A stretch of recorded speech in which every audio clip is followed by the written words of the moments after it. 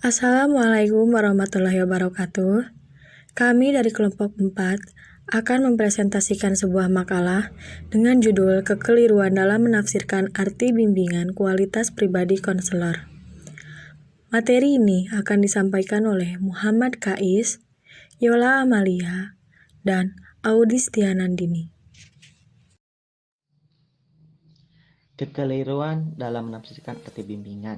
Di antara kekeliruan yang ada tersebut ialah: pertama, bimbingan identik dengan pendidikan.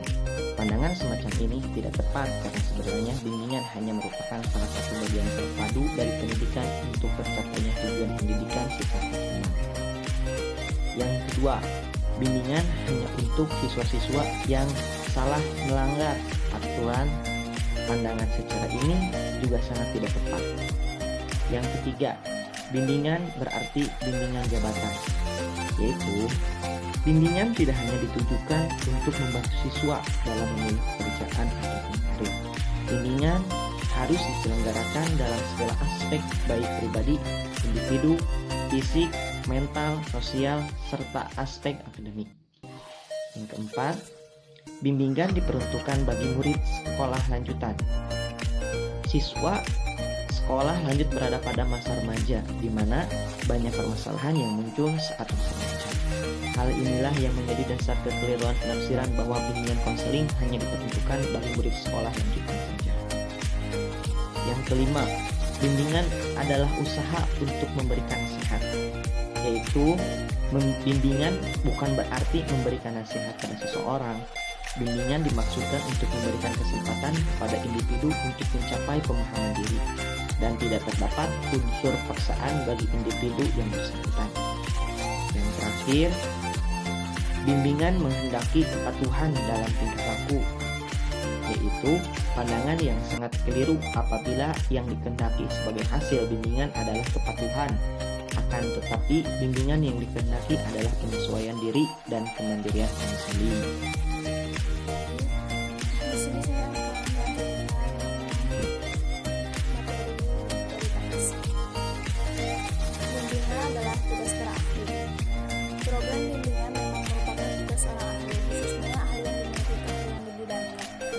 Tetapi tidak semua bimbingan harus dilaksanakan oleh ahli. Dalam hal tertentu, seorang guru pun bisa berperan dalam proses bimbingan. Menyamakan pekerjaan bimbingan dan konseling dengan pekerjaan dokter dan psikiater. Dalam hal-hal tertentu, memang terdapat kesamaan antara pekerjaan bimbingan dan konseling dengan pekerjaan dokter dan psikiater, yaitu sama-sama menginginkan konseling atau pasien terbebas dari penderitaan yang dialaminya. Melalui berbagai teknik yang telah teruji sesuai dengan masing-masing bidang pelayanannya, baik dalam mengungkap masalah konseli pasien, mendiagnosis, melakukan prognosis ataupun penyembuhan. Dengan demikian, pekerjaan bimbingan konseling tidaklah bersama dengan pekerjaan dokter ataupun psikiater. Dokter dan psikiater bekerja dengan orang sakit, sedangkan konselor bekerja dengan orang yang normal atau sehat, namun sedang mengalami salah. Pekerjaan bimbingan dan konseling dapat dilakukan oleh siapa saja. Benarkah pekerjaan bimbingan konseling dapat dilakukan oleh siapa saja? Jawabannya bisa saja benar, dan bisa pula tidak. Jawaban benar jika bimbingan dan konseling dianggap sebagai pekerjaan yang mudah dan dapat dilakukan secara amatir dan belaka. Sedangkan jawaban tidak, jika bimbingan dan konseling itu dilaksanakan berdasarkan prinsip-prinsip ilmuwan dan teknologi, yaitu mengikuti filosofi, tujuan, metode, dan asas-asas tertentu. Dengan kata lain, dilaksanakan secara profesional. Sekarang, kualitas pribadi konselor. Menurut saudara dalam Samsul Yusuf dan Tuntutan Urusan 2010 mengemukakan bahwa kualitas pribadi konselor ditandai dengan beberapa karakteristik sebagai berikut. 1. Pemahaman diri. 2. Kompeten. Kompeten yang dimaksud kompeten di sini adalah bahwa konselor itu memiliki kualitas fisik, intelektual, emosional, sosial, dan moral sebagai pribadi yang berguna. Kompetensi sangatlah penting bagi konselor, sebab klien yang dikonseling akan belajar dan mengembangkan kompetensi-kompetensi yang diperlukan untuk mencapai kehidupan yang baik dan bahagia. Dan yang ketiga yaitu memiliki kesehatan psikologis yang baik. Konselor dituntut memiliki kesehatan psikologis yang lebih baik daripada kliennya. Hal ini penting karena kesehatan psikologis konselor akan mendasari pemahamannya terhadap perilaku dan keterampilannya. Yang keempat, dapat dipercaya. Kualitas ini berarti konselor itu tidak menjadi ancaman atau penyebab kecemasan bagi klien. Kualitas konselor yang dapat dipercaya sangat penting dalam konseling. Yang kelima yaitu jujur. Yang dimaksud jujur di sini ialah bahwa konselor itu bersikap transparan atau terbuka, autentik, dan asli. Sikap jujur ini penting dalam konseling.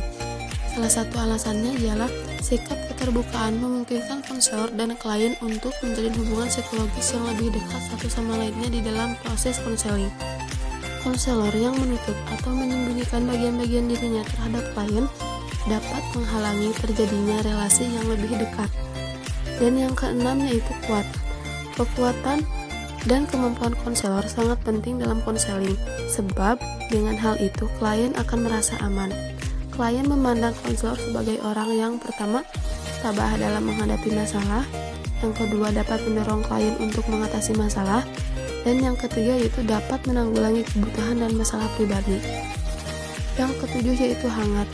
Yang dimaksud bersikap hangat ialah ramah, penuh perhatian, dan memberikan kasih sayang terhadap klien. Yang kedelapan yaitu responsif. Keterlibatan konselor dalam proses konseling bersifat dinamis dan tidak pasif.